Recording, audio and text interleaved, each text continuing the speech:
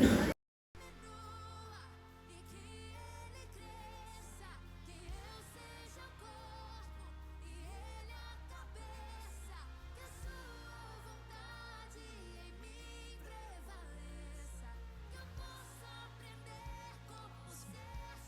paz do Senhor, irmãos. Amém? Vocês estão felizes de estar na casa de Deus? Sejam todos bem-vindos a um culto da família, culto especial. Todos eles são especial, mas hoje nós iremos participar da Santa Ceia do Senhor. Isso é motivo de grande alegria, de grande honra. Gostaria de deixar uma palavra que Deus colocou em meu coração antes de nós iniciarmos e fazermos a oração. Está lá em Romanos 12.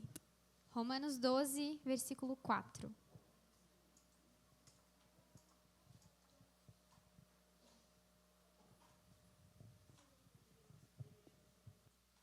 Romanos 12, versículo 4. Minha tradução diz assim: porque assim como num só corpo temos muitos membros, mas nem todos os membros têm a mesma função. Assim também nós, embora sejamos muitos, somos um só corpo em Cristo e membros uns dos outros. Temos, porém, diferentes dons, segundo a graça que nos foi dada. Se é profecia, que seja segundo a proporção da fé. Se é ministério, dediquemo-nos ao ministério. O que ensina, dedique-se ao ensino.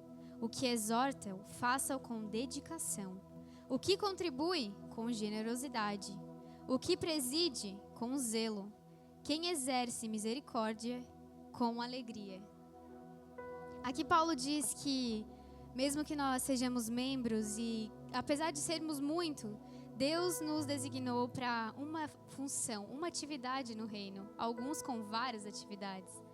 Mas Ele nos ensina que o que quer que seja que nós fomos chamados para fazer, que façamos com grande alegria e zelo, porque é motivo de honra nós sermos chamados para o reino, para servir no reino. Aquilo que nós fomos chamados para fazer, que nós façamos de todo o coração. Nós temos que entender que servimos a um reino. Nós temos que entender que nós servimos a um rei e que nós devemos fazer com todo o temor do nosso coração.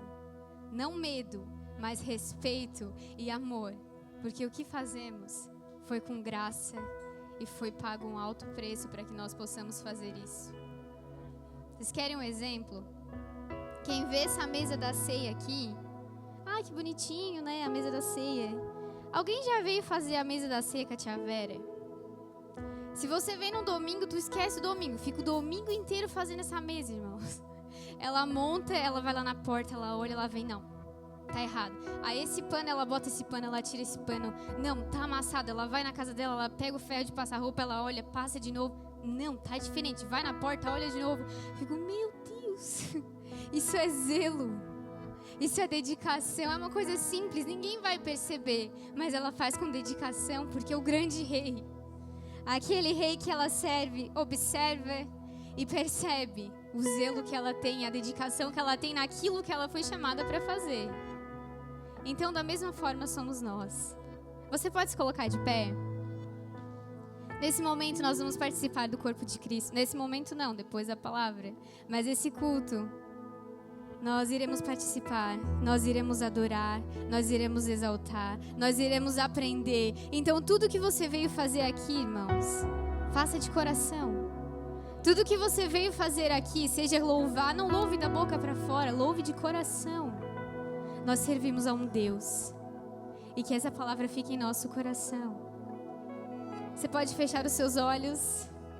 Vamos fazer uma oração para iniciar o nosso momento de adoração. Senhor Jesus, nós somos honrados, Deus, por ter a chance de estar na sua casa e poder te adorar e poder te exaltar. Senhor, não há honra maior do que poder louvar o verdadeiro e único Deus que é o Senhor.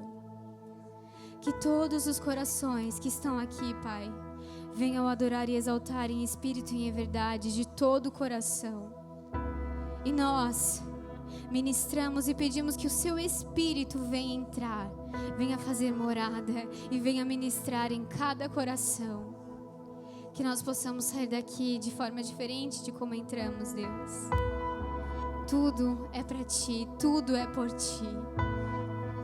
Tudo, Deus, será entregue ao Teu altar e aos Seus pés. Quantos podem dizer amém? Você pode dizer para a pessoa que está do seu lado: nós não caminhamos pelo que vemos. Fala isso para ele, pode ser que ele ainda não saiba.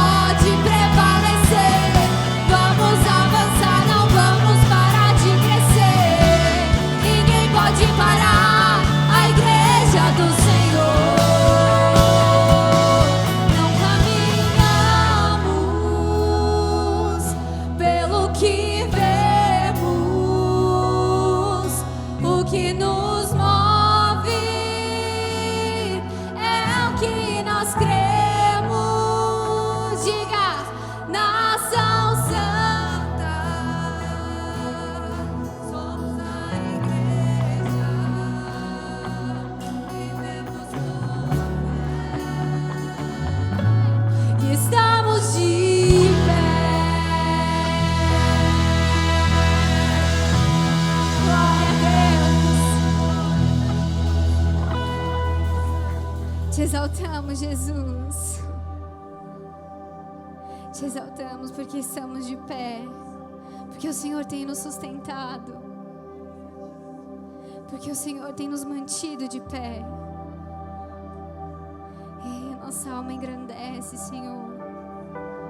Tu és digno, Tu és poderoso, Tu és maravilhoso, Jesus.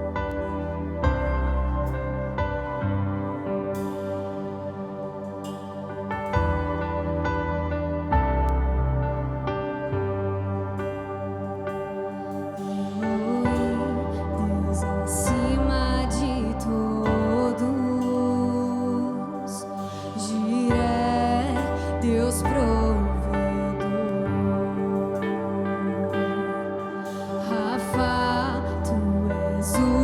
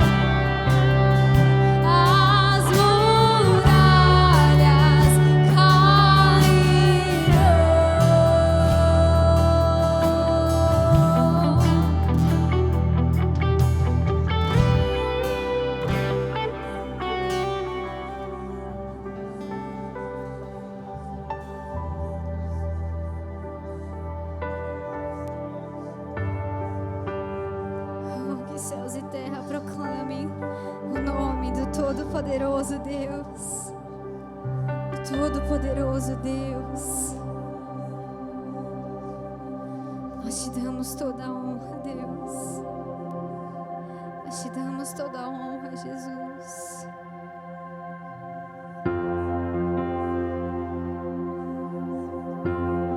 Que toda a nossa vida venha a ser dedicada ao Senhor. Que toda a nossa vida venha a ser oferecida ao Senhor como sacrifício vivo.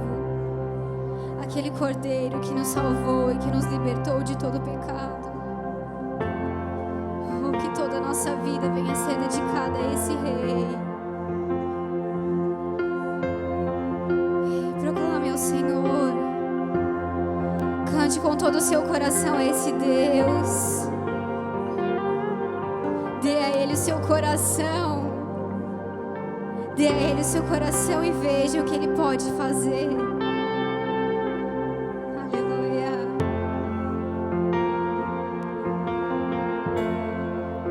Por toda a minha vida, ó Senhor, te louvarei, pois meu fôlego é a tua vida. E nunca me cansarei. Posso ouvir a tua voz. É mais doce do que o mel, que me tira dessa cova e me leva até o céu. Já vi fogo e terremoto,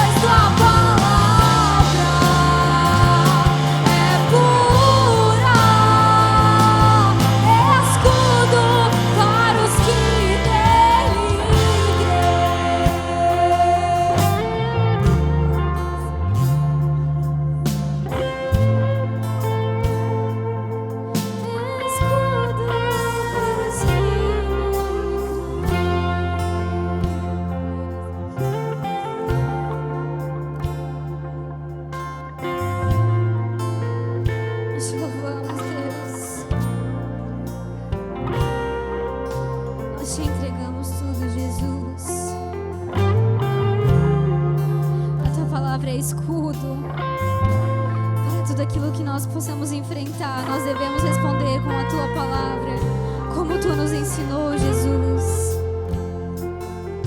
E nós queremos aprender mais uma vez com a tua palavra, Senhor. Nós te entregamos a nossa adoração e o nosso coração. Aleluia.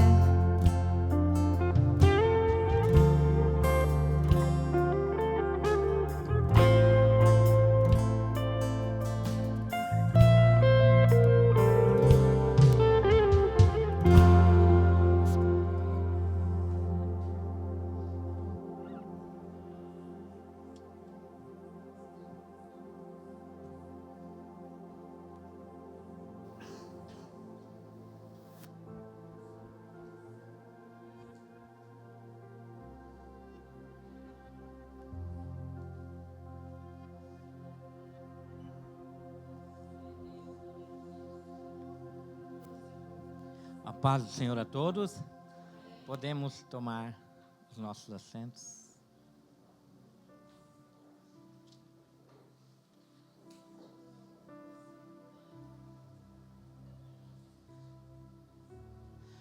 Antes de começarmos a meditarmos na palavra de Deus,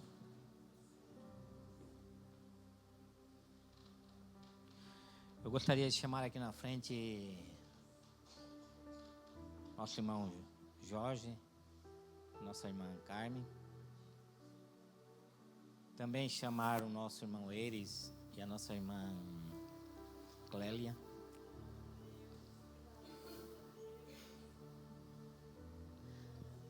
Pode ficar aqui.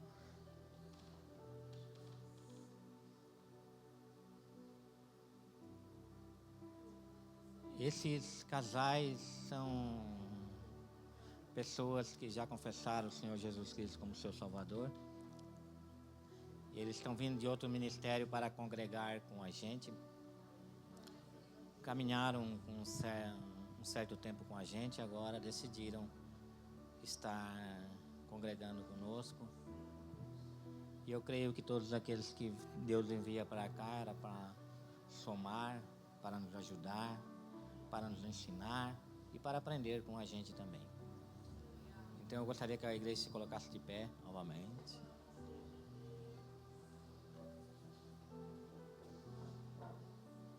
A irmã Clélia e o irmão eles estão vindo do Ministério IAG, e o irmão Jorge e a irmã Carmen estão vindo da Assembleia de Deus. Então vamos estendendo as nossas mãos para cá e orar pela vida deles. Senhor, nosso Deus e nosso Pai, obrigado, Senhor, pela vida desses irmãos. Obrigado porque, acima de tudo, um dia eles te confessaram como Senhor e Salvador da vida deles. E isso foi a decisão mais importante que eles tomaram, nós cremos nisso. E nós queremos te agradecer, Senhor, por eles estarem caminhando conosco. Queremos te agradecer e te dizer, ajuda-nos, Senhor, a abraçá-los, Senhor. Que eles possam ter no nosso meio mãos estendidas, braços abertos, palavras de consolo, palavras de advertências, palavras de sabedoria, Senhor. Todas regadas com amor para que eles possam caminhar conosco, Senhor. Porque assim como nós estamos caminhando por céu, nós cremos que todos aqueles que caminham conosco também estão caminhando para o céu. Então nós te damos graças pela vida deles, Senhor, e te pedimos, Senhor. Ajuda o Senhor a se manter firme na fé, acrescenta fé no coração deles, paz, e que nós possamos, Senhor, Senhor, ser luz na vida deles, assim como eles serão luz para nós também, porque nós estamos olhando para a verdadeira luz que é o Senhor Jesus Cristo. Então, em nome de Jesus, nós te pedimos, Senhor, ajuda-nos, Senhor, a abraçá-los, ajuda-nos, Senhor, a caminhar juntamente com eles, e que eles possam encontrar aqui uma família, Senhor, uma família que vive o teu amor, uma família que vive a tua palavra, uma família que, acima de tudo, Senhor, crê que o Senhor é o Deus Pai, Deus Espírito e o Filho, que tem nos ajudado tanto, Senhor. Então, em nome de Jesus, obrigado por eles, obrigado por essa decisão deles e que nós possamos ajudá-los, Senhor, e ser ajudados por tudo que eles vêm trazer para somar e acrescentar neste ministério, em nome de Jesus, amém. Uma salva de palmas para Jesus pela vida deles.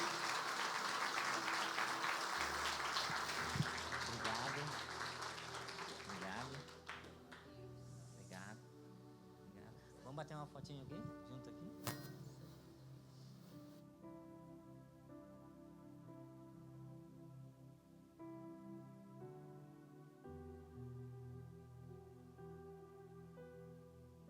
Deus abençoe a vida de vocês. Amém? Vamos abrir as nossas Bíblias em 1 Coríntios, capítulo 11, versículo 27.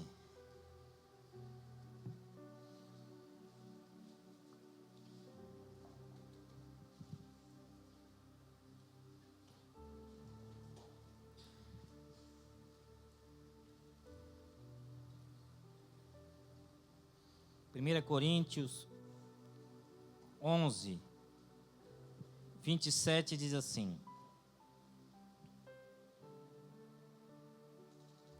o apóstolo Paulo se referindo à ceia do Senhor. Vamos ler o 27 e o 28. Portanto, todo aquele que comer o pão ou beber o cálice do Senhor indignamente será culpado de pecar contra o corpo e o sangue do Senhor. Examine-se cada um a si mesmo, então coma do pão e beba do cálice. Amém? Podemos sentar.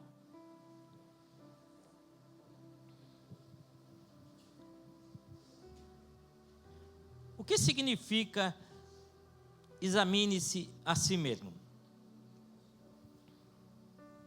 Hoje é noite que a gente se examinar. Eu acredito que examinar-se a si mesmo é pregar o Evangelho para nós mesmos todos os dias. Você tem pregado o Evangelho para você mesmo? Às vezes a gente se preocupa tanto em pregar o Evangelho para as outras pessoas e não prega o Evangelho para nós mesmos. Você tem se preocupado em olhar para a palavra de Deus, e ler a palavra de Deus para você? Que às vezes a gente lê a palavra de Deus para os outros. Mas para nós temos se preocupado. Eu acredito que examinar-se a si mesmo é pregar o Evangelho para nós mesmos todos os dias. Todos os dias, olhar para aquilo que Jesus falou e trazer para o nosso coração. O que é o Evangelho que deveríamos pregar para nós mesmos? Porque nós, que já somos crentes, precisamos pregá-lo para nós mesmos. E como fazemos isso? São perguntas que devemos fazer. Uma vez alguém questionou para mim: a gente só fica na igreja pregando para crente. Não, mas crente não precisa ouvir o Evangelho? Será que eu ouço o Evangelho uma vez, venho para Jesus, depois não preciso mais ouvir o Evangelho? A palavra diz que a fé vem pelo ouvir, e ouvir a palavra de Deus, vem ouvir e pregar o Evangelho para nós mesmos, é acrescentar fé em nossos corações. Nós somos muitos esquecidos, sabia?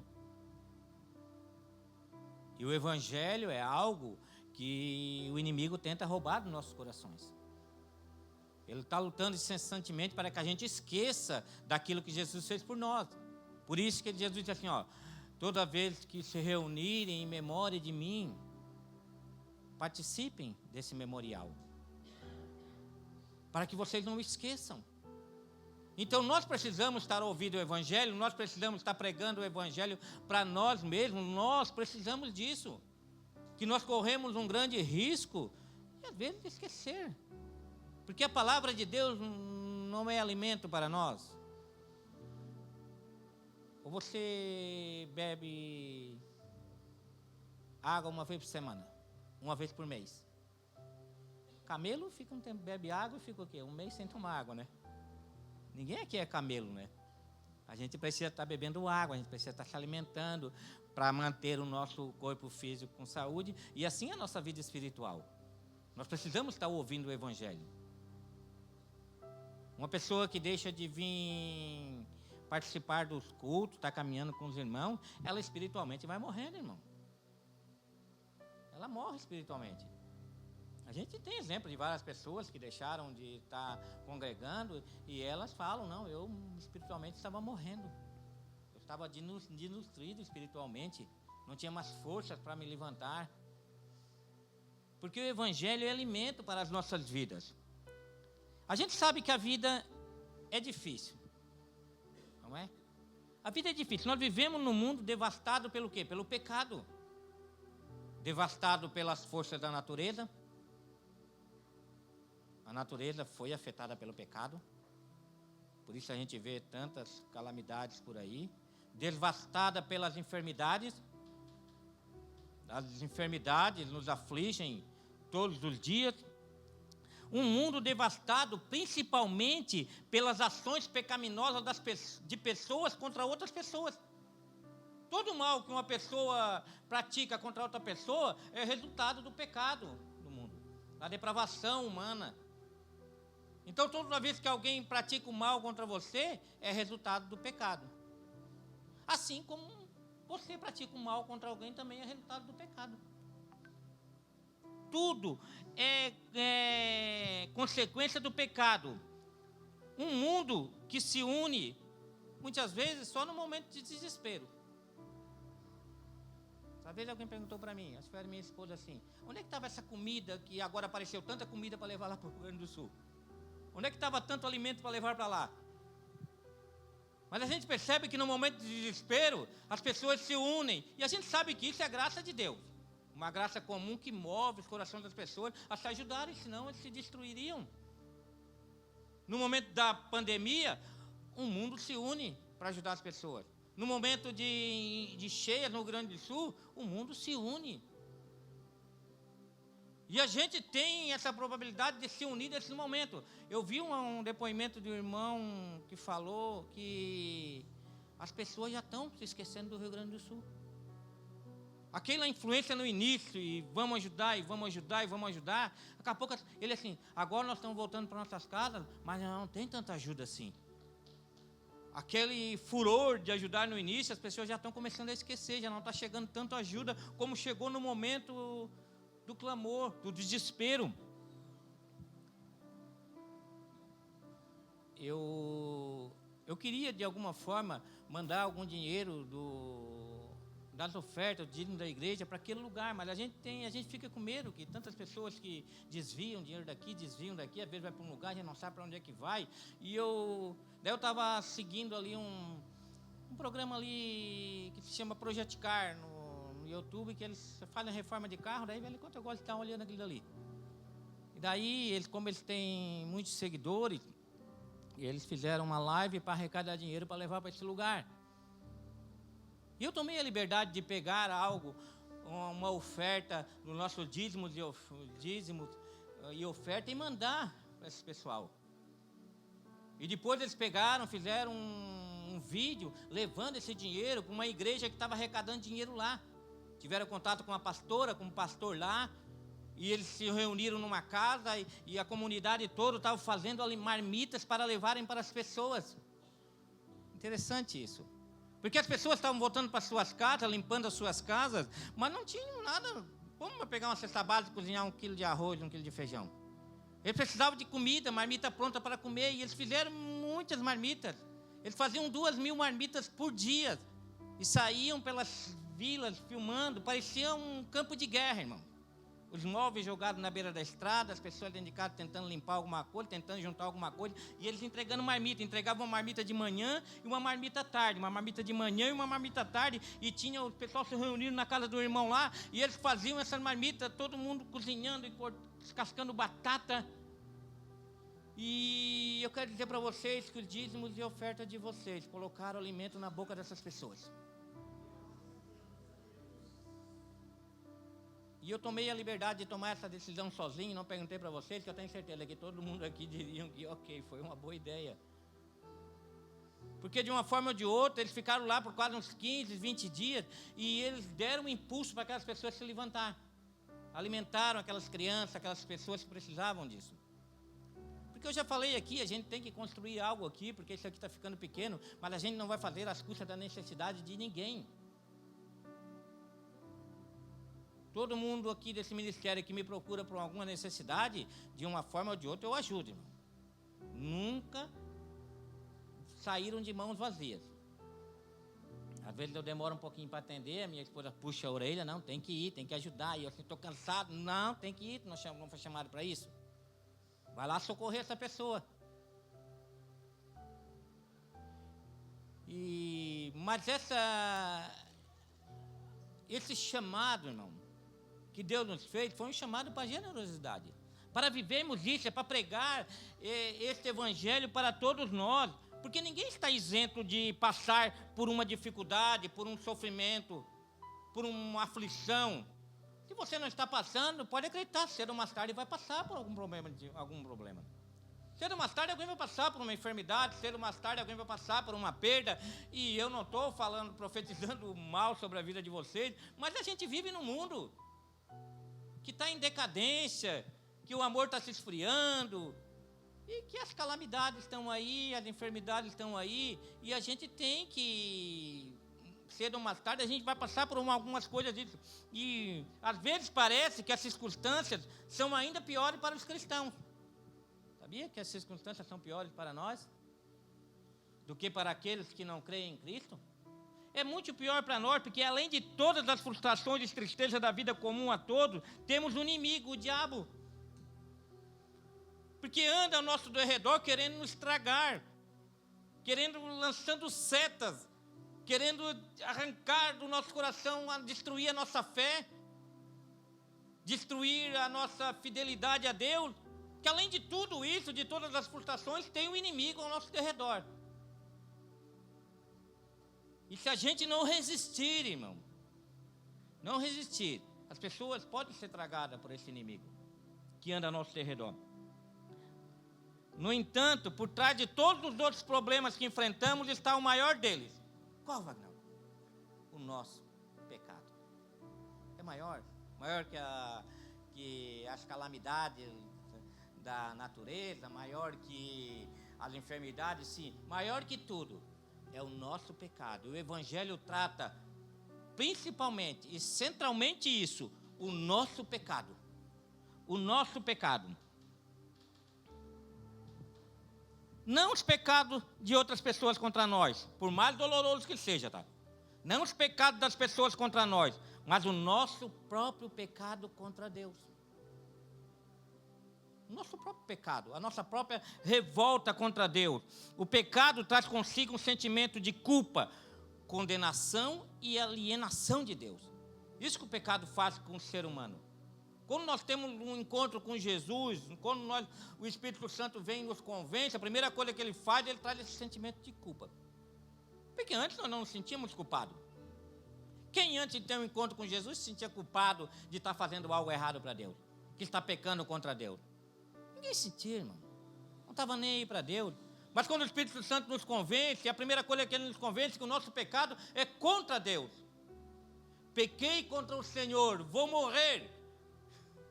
Não foi isso que Davi falou? Ele não disse que tinha pecado contra Urias, contra Betseba. Ele disse, pequei contra o Senhor.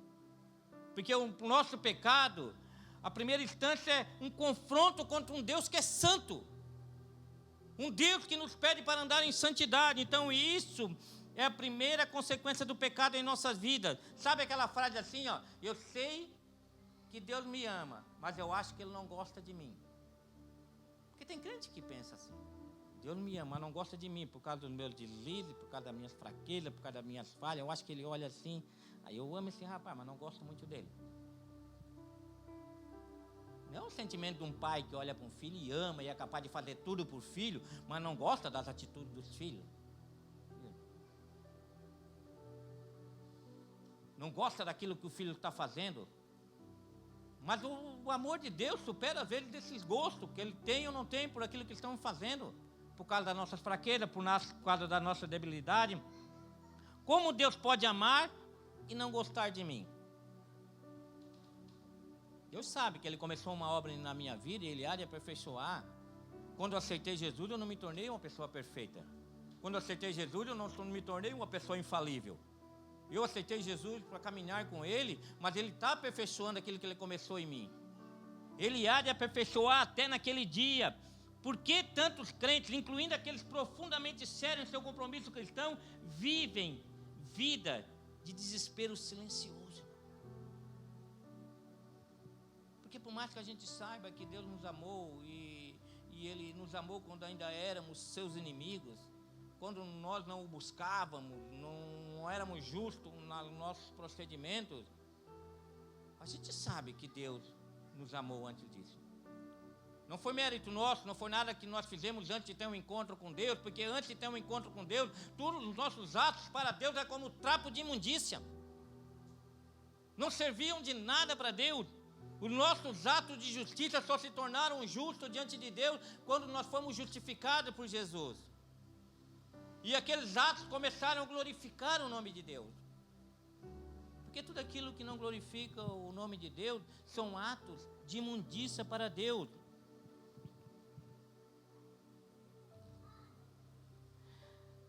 Uma resposta a isso é que temos uma visão truncada do Evangelho que tende a enxergá-los apenas como uma porta que atravessamos para nos tornarmos cristãos.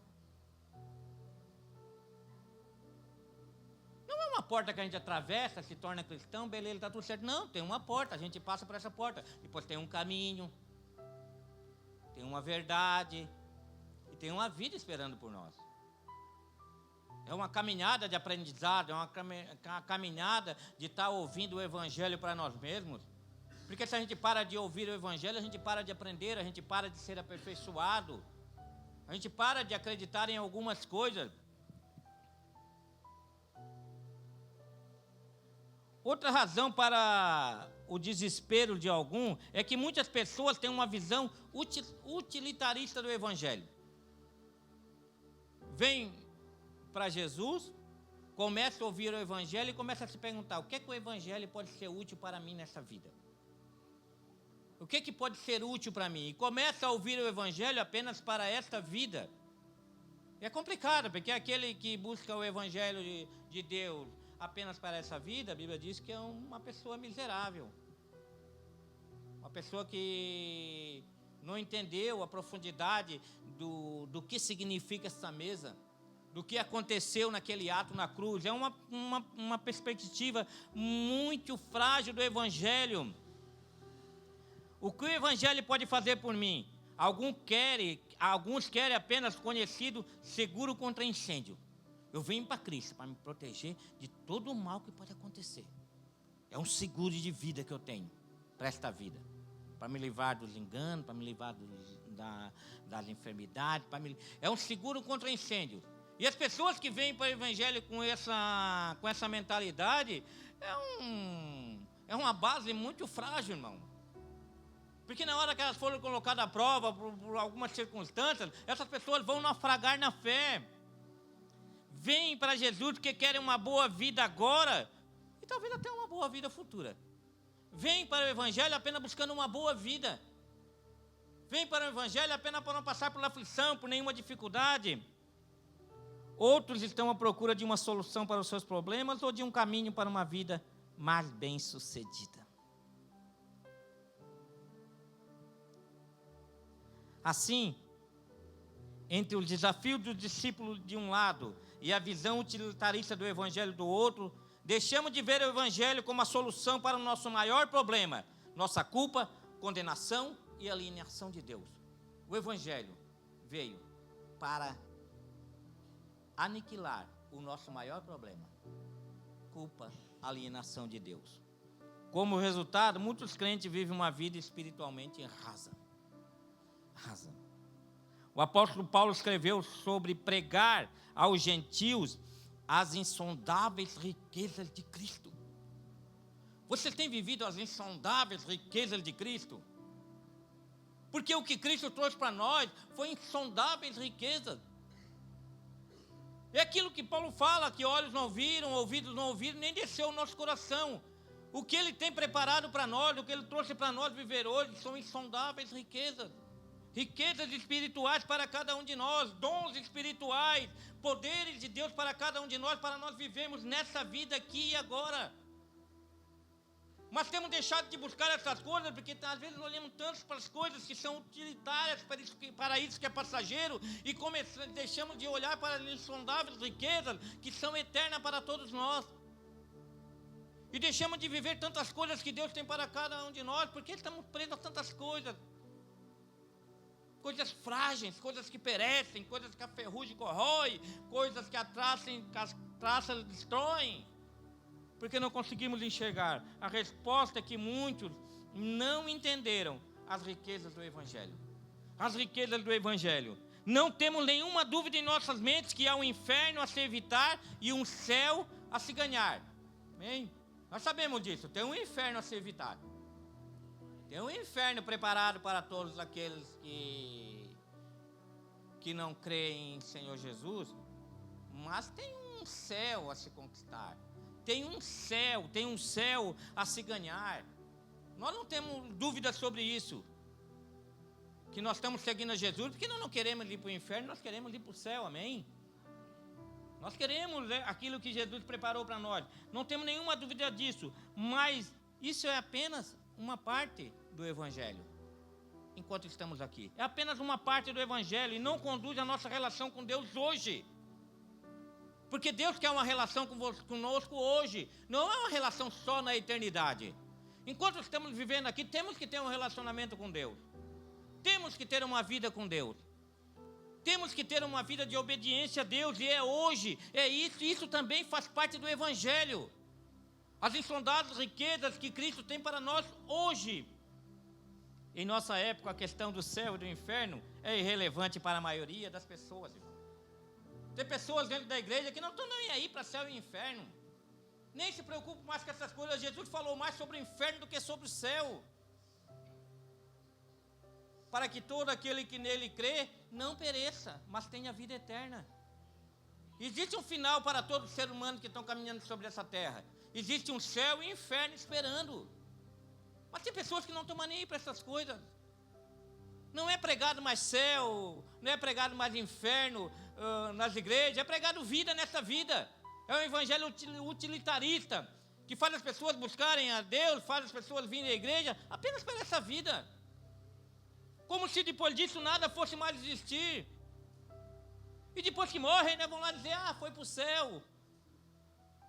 Como se Deus estivesse lá aceitando todo mundo de qualquer jeito, mas não é isso que acontece. Existe um relacionamento com Deus hoje, existe uma vida com Deus hoje. A questão dos relacionamentos é certamente importante, mas esses tópicos nem chegam perto de explorar as insondáveis riquezas de Cristo. As insondáveis riquezas de Cristo sobre o qual Paulo estava escrevendo. A realidade da cristandade atual é que, na verdade, a maioria dos cristãos professos conhece muito pouco do Evangelho e sequer entende suas implicações para a vida diária. Muito. Conhece muito pouco do Evangelho. Parece que é fácil, mas muito pouco conhece a profundidade do que Jesus fez na cruz. Conhece a profundidade disso aqui que Jesus fez nos lembrar. Por isso que hoje é dia de se examinar, para entender o que significa isso aqui. Não é só comer um pedacinho de pão e tomar um cálicezinho de suco ali. Se você tomar isso aqui sem discernimento, é a mesma coisa que você fosse ali embaixo, comesse um cheeseburger e tomasse uma Coca-Cola. Teria o mesmo significado. Se você não participar disso aqui, discernindo o que realmente aconteceu, quando Jesus disse na cruz assim, está consumado. Quando Jesus deu o brado de vitória sobre a morte na cruz, a palavra evangelho significa essencialmente boas novas. Então, o que fazemos e por onde começamos para obter uma compreensão prática do Evangelho hoje? O que é que o Evangelho tem a falar para nós hoje? Entender o que significa essas boas novas. Por que você acha que o Evangelho é boas novas? Por que você acha que o Evangelho é uma boa notícia? Para entender que o Evangelho é uma boa notícia, nós primeiro temos que entender que existia uma má notícia sobre nossas vidas. Senão a gente não valoriza. A gente não consegue valorizar aquilo que é bom sem entender aquilo que era ruim, que estava pesando sobre nós. E são boas notícias sobre o nosso relacionamento com Deus. Todos nós gostamos de receber uma boa notícia. Especialmente se ela for referente a uma notícia ruim que acabamos de receber. Sabe quando você recebe uma notícia ruim, mas em seguida você recebe uma notícia boa? Exemplo, se você acabou de ser informado que tem um câncer, por exemplo, é uma boa notícia quando o médico lhe diz que é de um tipo que responde prontamente ao tratamento, não é? Só você está com câncer. Mas esse câncer ele responde ao tratamento. Ele vai responder, então, você recebe uma notícia ruim, mas logo em seguida você recebe uma notícia boa. E a notícia boa, ela abafa a notícia ruim. Ela coloca a notícia ruim em segundo plano. Porque você recebeu algo que fez com que aquilo que era ruim não se tornasse tão ruim assim.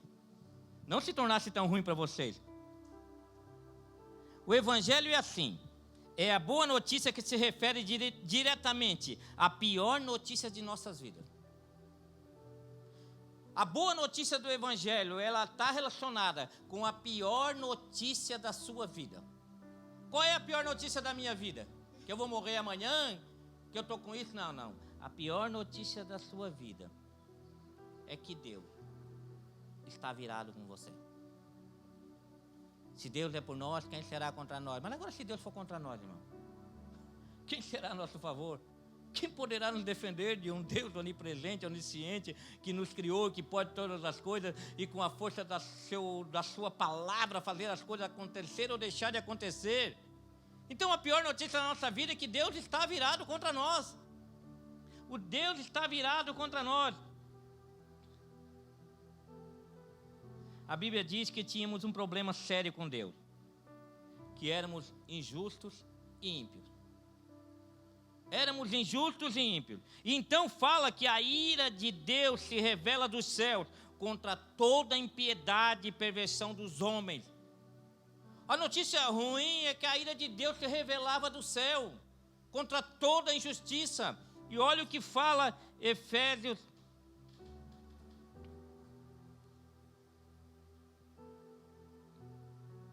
3:10 diz assim, na verdade, ele diz, Efésios 3:10 vai dizer que na verdade eram filhos da ira de Deus por natureza. Romanos 1:18 diz assim, portanto, a ira de Deus é revelada dos céus contra toda a impiedade e injustiça dos homens, que suprimem a verdade pela injustiça. Romanos 3:10, como está escrito, não há nenhum justo, nenhum sequer. Não há ninguém que entenda, ninguém que busque a Deus. Todos se desviaram, tornaram-se injustamente inúteis, não há ninguém que faça o bem, não há um sequer. Esta é a má notícia. Não há um que faça o bem, não há um justo sequer. Efésios 2:3. Anteriormente, todos nós também vivíamos entre eles, satisfazendo a vontade da nossa carne, seguindo os seus desejos e pensamento, como os outros éramos por natureza merecedores da ira de Deus. Esta é a má notícia. Ou você acha que Deus foi lá te buscar porque achou você justo? Não tinha um justo sequer. Ou acha que Deus foi te buscar porque você estava buscando Ele? Não tinha um que buscasse a Deus. Ou você acha que Deus foi te buscar porque você era uma pessoa boa? Não, a ira de Deus estava sobre todos nós. Deus está virado com a humanidade. Deus está virado. Pense nisso. Quando você veio ao mundo como bebê, antes de ter feito alguma coisa ruim, você já era objeto da ira de Deus. É mesmo. Aquela criancinha que eu tenho lá tão bonitinha, objeto da ira de Deus. É um objeto da ira de Deus. A ira de Deus está sobre aquela criança, estava sobre nossas vidas. Atos vai dizer assim, ora, não levou Deus em conta os tempos da ignorância. Agora, porém, notifica aos homens que todos, em toda parte, se arrependam. Isso tem alguma relação também com nós, como éramos crianças. O tempo da ignorância. Ele não leva em conta o tempo da ignorância das crianças. Ele não leva em conta, mas ele diz assim, porém, notifica aos homens que todos, em toda parte, se arrependam. Deus não vai levar em conta o tempo da ignorância do seu filho. Mas eu quero dizer para vocês, notificam a eles que eles têm que se arrepender, tá? Notifiquem a ele, a responsabilidade dos pais, notificar aos seus filhos que eles têm que se arrepender. Por quê? Porque Deus está irado contra eles. E uma hora eles vão despertar, irmão. Eles vão despertar da ignorância. E você tem a responsabilidade. Não espere os outros pregarem para o seu filho. Pregue para os seus filhos. Notifica a eles. Ei, Deus está irado contra vocês. Deus está irado contra vocês. Você tem que se arrepender dos seus pecados. Cabe a nós notificar as pessoas no tempo da sua ignorância. Cabe a nós notificar as crianças no tempo da ignorância. Mas quer dizer, o fato de as pessoas estarem no tempo da ignorância não quer dizer que a ira de Deus não existe sobre o pecado. É graça, meu, graça. Estamos familiarizados com a brincadeira da boa notícia e da má notícia, não é? Você quer ouvir a boa notícia ou a má notícia? Conta a primeira boa notícia. Pelo menos me alegro um pouquinho. Quando vier a má, eu não me entristeço tanto. Mas o evangelho não, o evangelho é o contrário. Primeiro ele conta a má notícia, mas depois ele vem com a boa notícia. E a má notícia, irmão, é a pior notícia de nossas vidas. A pior notícia que nós poderíamos receber. Escolhemos a má notícia por último, ela sempre anula a boa. Mas o evangelho não, ele primeiro dá a má notícia e a boa notícia anula a notícia ruim. A Bíblia inverte essa sequência. Ela nos informa da má notícia de que estamos com problema com Deus. Em seguida, nos conta a boa notícia de Deus, que Deus providenciou uma solução que supera em muito o nosso problema. 3 vezes em sua carta, o apóstolo Paulo retrata um quadro ameaçador de má notícias a nosso respeito. Então, toda vez ele diz assim, mas, não foi isso que nós estudamos em Romanos aqui? Paulo começa as suas cartas dizendo assim, isso, vocês são injustos, todos pecaram, Deus está irado contra vocês. Eles colocam as pessoas num paredão. E quando elas estão no paredão, quem poderá nos defender? Ele assim, mas, calma aí. Agora tem uma boa notícia. Tem uma boa notícia para vocês. Tem como vocês sair desse beco sem saída. Deus providenciou algo para vocês. Deus providenciou um filho para morrer no lugar de vocês. Vocês estão aí, vocês estão condenados a morrer nos seus pecados e delitos. Mas Deus providenciou um filho, deu um filho para morrer por vocês. Esta é a boa notícia. Na verdade, ele está dizendo, aqui está a má notícia, mas aqui também a boa notícia. E nessa mensagem, a boa notícia sempre supera a má notícia. Romanos 5:20. A lei foi introduzida para que a transgressão fosse ressaltada. Mas onde aumentou o pecado, o quê? Transbordou a graça. A lei nos trouxe uma má notícia.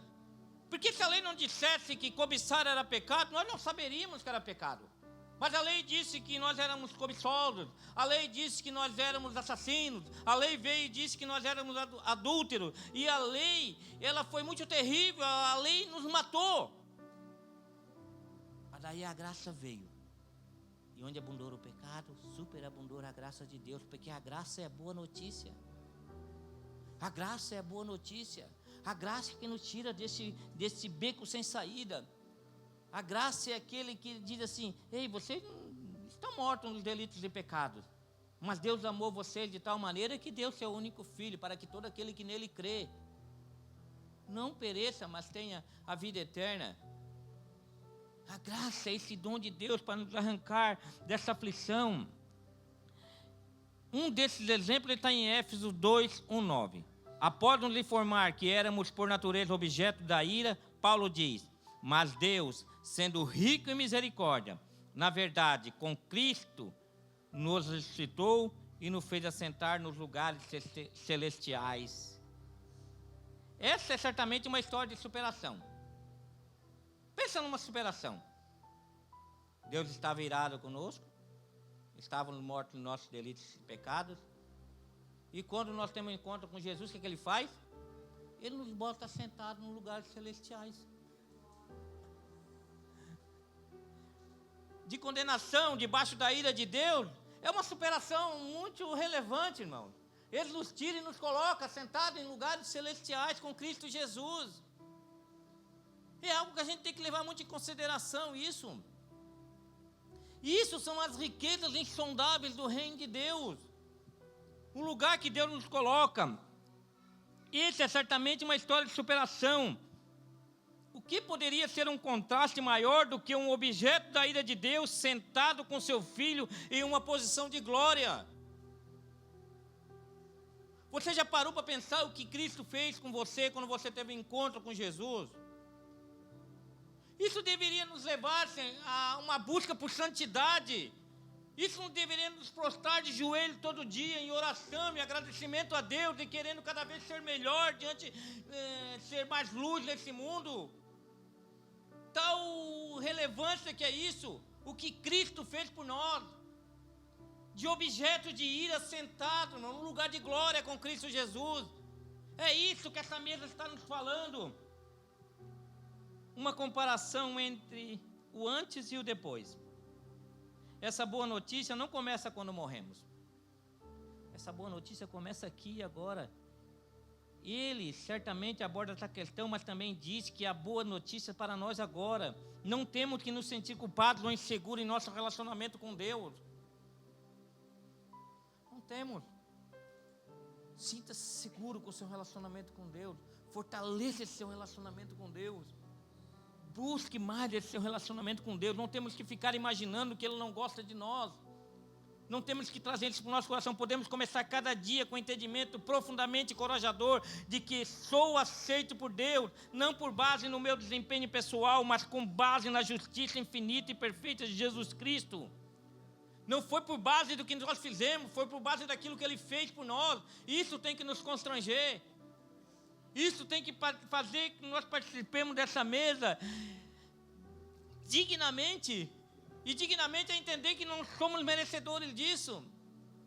Que Ele é por nós. O Evangelho, além de dizer que Jesus Cristo pagou a nossa dívida, Ele fala muito mais. Ele diz que não somos mais inimigos e objeto da ira de Deus, sendo agora seus filhos e filhas, herdeiros com Jesus Cristo de todas as suas riquezas insondáveis. Essa é a boa notícia do Evangelho. Por que o apóstolo Paulo desenvolveu tal extensão a má notícia da nossa situação? Ele fala mais da má notícia do que da boa notícia, sabia? As suas cartas. Ele perde um espaço grande, capítulo, versículo, falando da má notícia. Porque senão as pessoas não iam valorizar a boa notícia. Como alguém vai valorizar que foi salvo se não entendeu o quanto estava perdido? O quanto estava perdido, o quanto era prisioneiro de suas próprias ações, prisioneiro de todas as coisas que esse mundo tem a oferecer. Poucas pessoas pensam sobre as implicações terríveis de estar debaixo da ira de Deus. O mundo não pensa sobre isso. Rapaz, se pensasse, irmão, sobre a implicação de estar debaixo das mãos de um Deus irado, essas igrejas seriam invadidas por pessoas de joelho, pedindo perdão, irmão, perguntando o que devemos fazer para herdar o céu.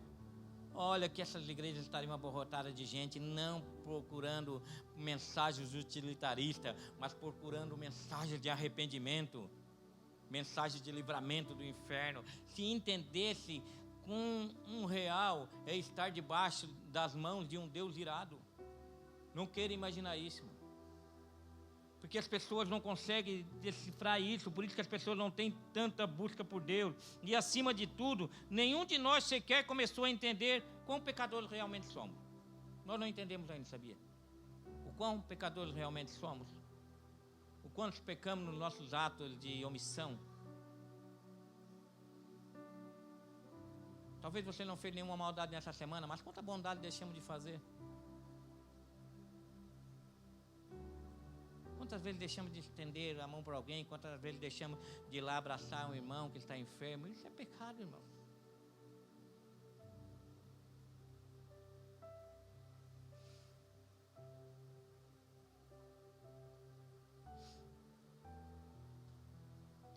Isso nos constrange. Saber que quantas pessoas precisam de um abraço e a gente não vai abraçar. Foi abraçar algum irmão essa semana que estava... Não foi, né? Pecador. Ah, se não fosse a graça de Deus sobre tua vida. Tu foi? Abraçou alguém? Eu fui. Não fui. Temos que fazer mais isso. Temos pecados e omissões diante de Deus. E hoje é dia de se examinar e pensar: quantas pessoas eu posso estar abraçando, quantas pessoas precisam que eu sente pelo menos uma hora e converse com ela. Sabe o que está passando no coração dessa pessoa? Que às vezes as pessoas ficam só esperando que o pastor faça visita, né? Às vezes cansa, mano. Às vezes eu começo a maratona com a minha esposa. Eu vou visitar depois outro, daqui a pouco eu paro, canso. Um mês sem aparecer. Daqui a pouco a minha esposa me chama, não, vamos visitar, né? Começa a visitar de novo. Daqui a pouco cansa de novo. Mas isso não é só obrigação minha, é obrigação de todos nós. Somos um corpo, sabemos que tem pessoas que às vezes deixam de aparecer no culto também. Fulano tá tanto tempo sem aparecer no culto assim, eu não sei. Mas faz um mês que ela não aparece. Mesmo um mês, já faz isso. Já. Vai lá ver. Ele está passando por alguma dificuldade e não sabe. Não é? Não quer vir porque não quer vir mesmo. Aí peca mais ainda, irmão. Peca mais ainda. Mas nós temos que prestar atenção nessas coisas. Jesus uma vez contou uma história sobre um servo de um rei que devia a seu mestre 10.000 talentos. E 10.000 talentos equivale, sabe a quantos anos de trabalho? Considerando que um talento é um salário de um dia, aproximadamente 200.000 anos de trabalho.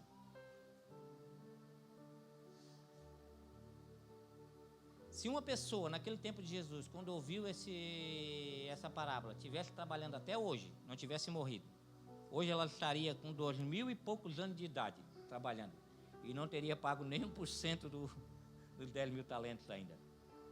Jesus usava hipérboles nos seus ensinamentos. Hipérboles são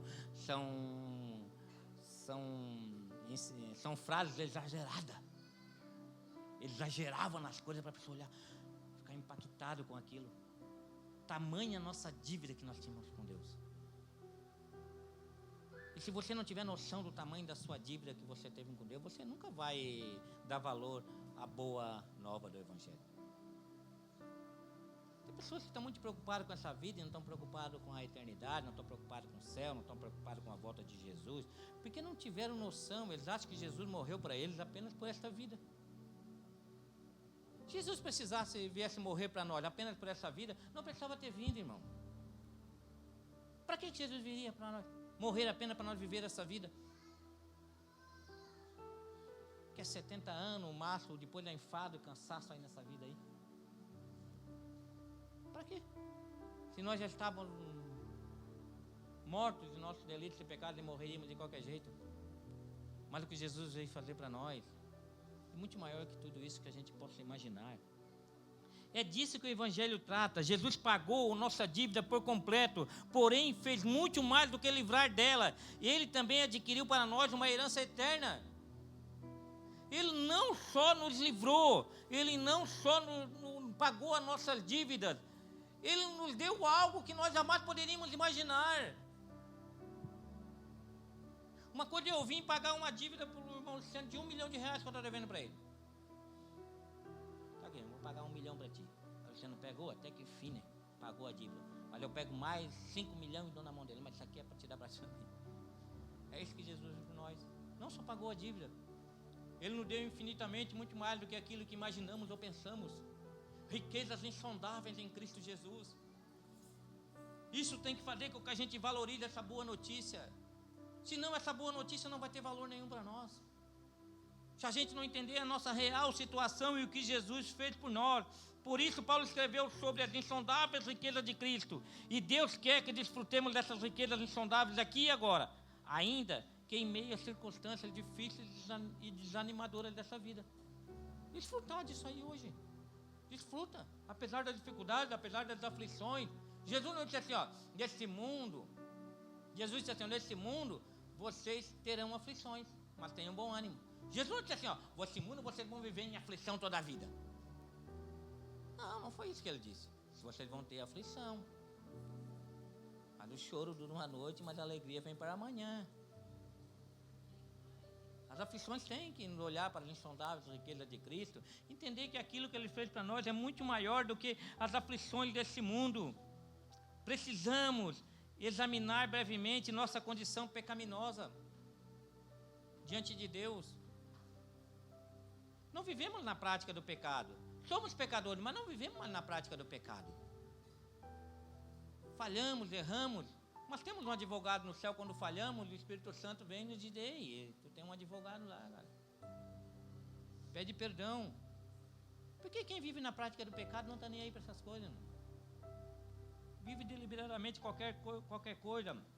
Apesar de vivermos uma época na qual as pessoas não gostam de falar sobre pecado, somente aqueles que entendem de alguma maneira a enormidade de sua dívida espiritual podem começar a apreciar o que Cristo fez na cruz.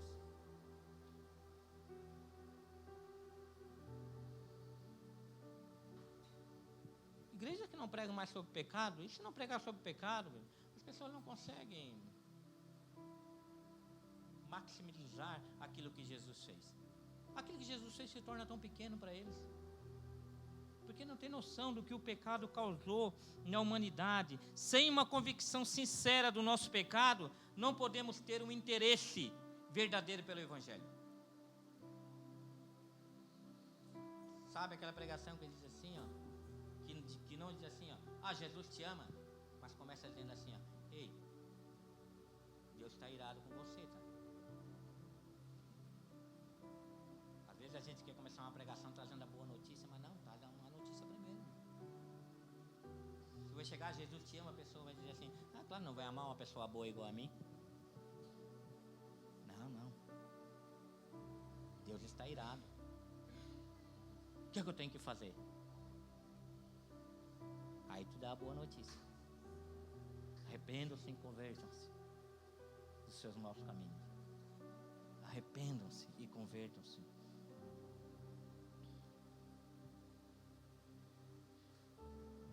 A convicção de pecado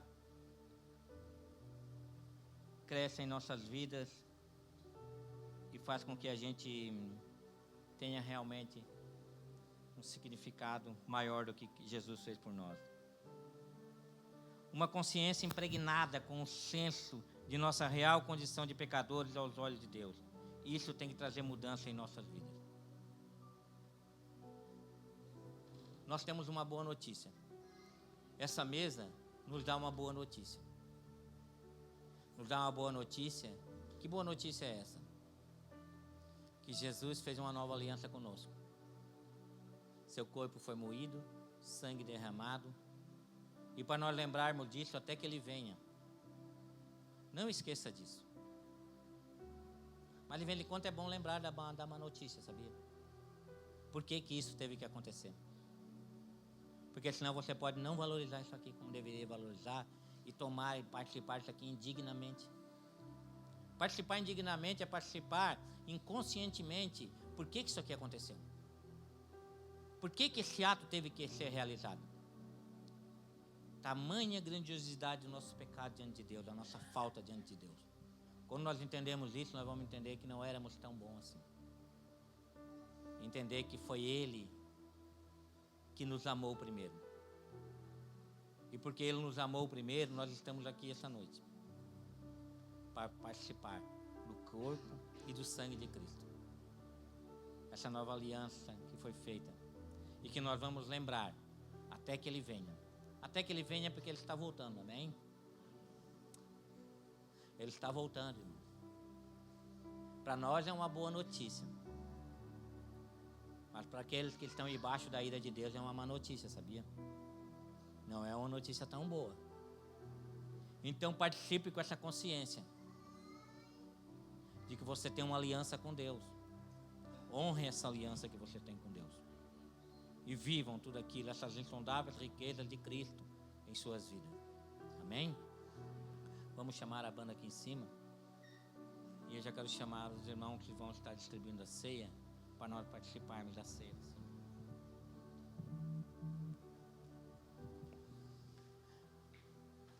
Examine-se e participe, tá? Não vai querer se examinar e achar assim, eu não sou digno. Não, claro que você não é digno. Mas a indignidade é realmente reconhecer isso.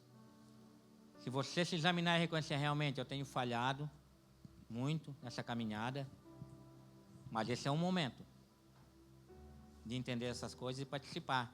Corre para Cristo, tá? Se tem falhado, corre para Jesus. Corre para o corpo de Cristo. Corre para o sangue de Cristo. Porque é Ele que nos purifica de todas as nossas impurezas. Amém?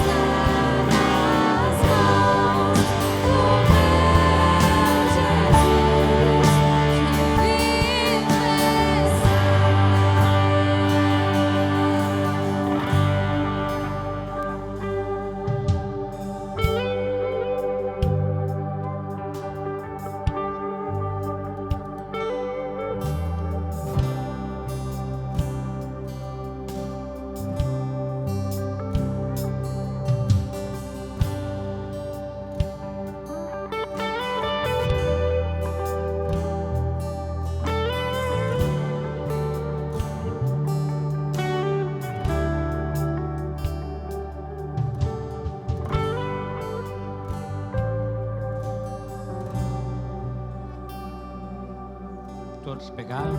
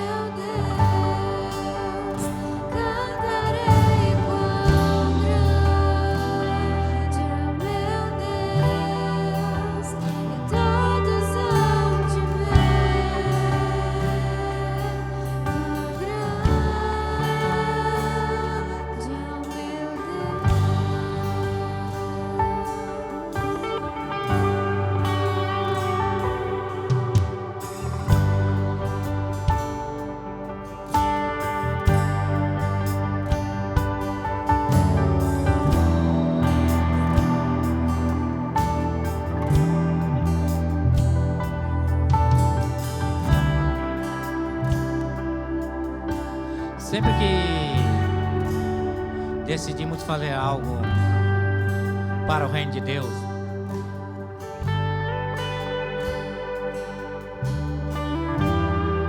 temos que avaliar o preço daquilo que nós iremos fazer.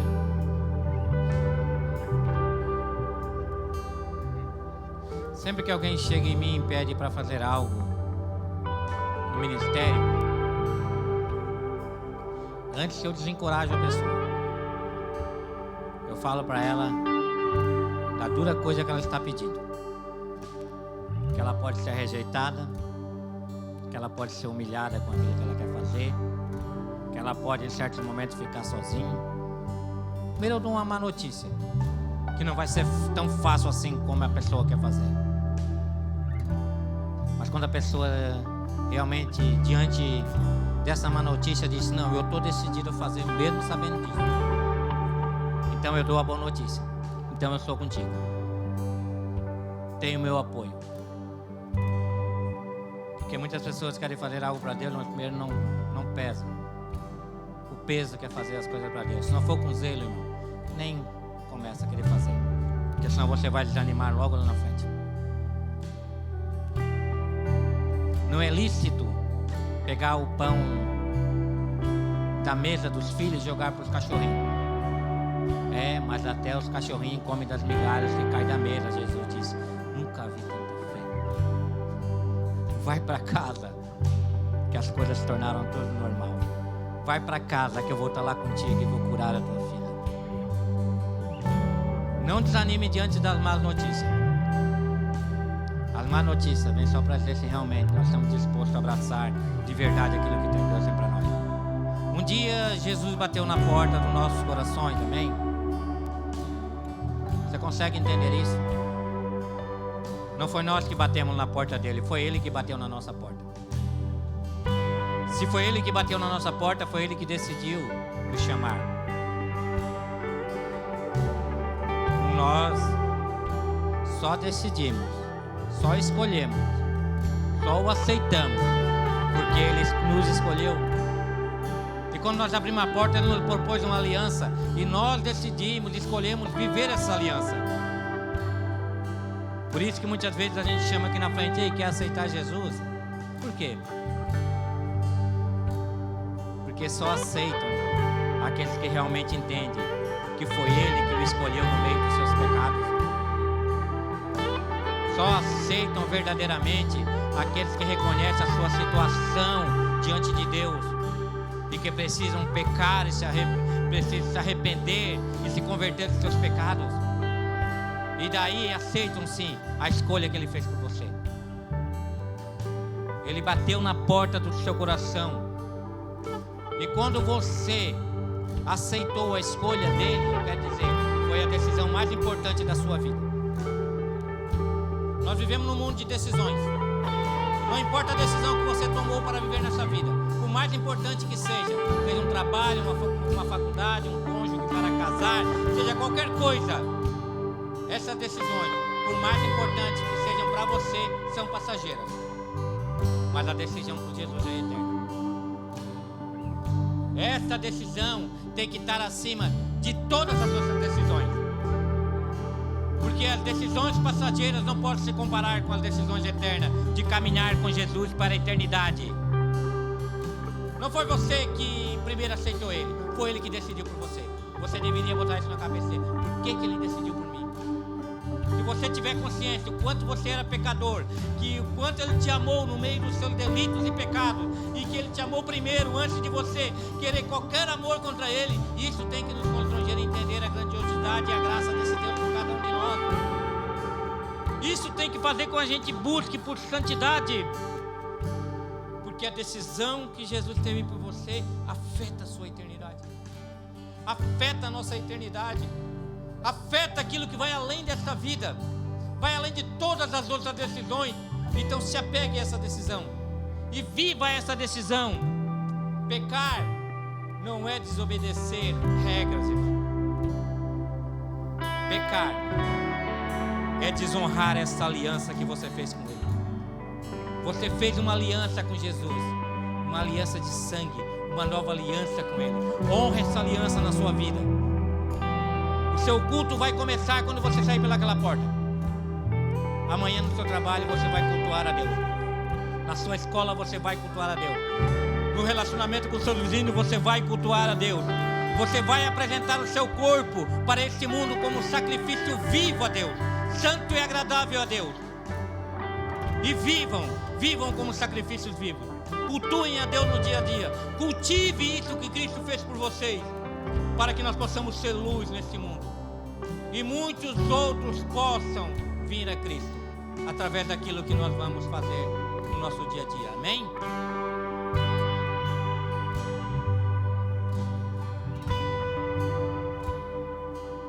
Que o Senhor te abençoe e te guarde. Que o Senhor levante o seu rosto sobre ti, tenha misericórdia de ti. Que o Senhor faça resplandecer o seu rosto sobre ti e te dê a paz. Amém? Vamos em paz. Deus abençoe a todos vocês.